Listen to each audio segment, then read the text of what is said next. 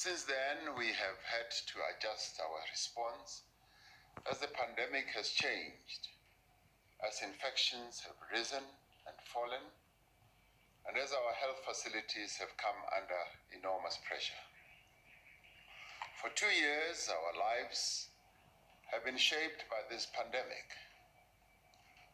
South Africa has had more than 3.7 million cases and has recorded nearly 100,000 COVID-19 deaths.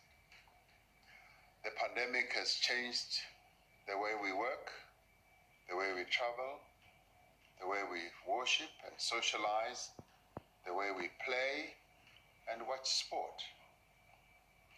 It has shattered many livelihoods and devastated our economy, leading to the closure of many businesses and the loss of some 2 million jobs. Yet it has also shown South Africans to be a caring and compassionate people, coming to each other's assistance at the hour of the greatest need. When we were called upon to observe restrictions on movement, gatherings, and various activities, as South Africans, we did so, knowing that it is for the sake of our health and lives and the good of the country. Over the past 2 years, we have taken unprecedented actions to strengthen our health system. We hired more people to deal with the pandemic, built more hospital and laboratory capacity, and ensured that COVID patients are well cared for in our hospitals. We are now at a watershed moment. We are now ready to enter a new phase in our management of the pandemic.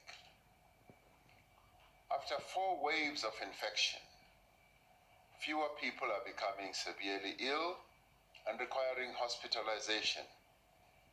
There are fewer deaths than before. Our scientists tell us that this is mainly because some 60 to 80% of the population has some form of immunity to the virus, either from previous infection or vaccinations.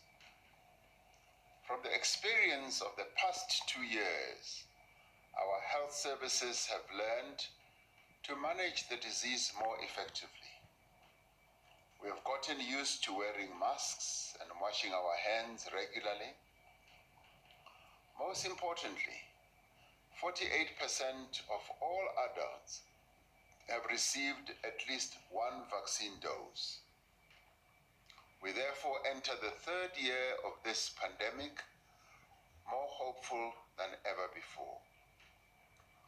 While the pandemic is not yet over, and while we remain cautious, we see many parts of our daily life returning to normal.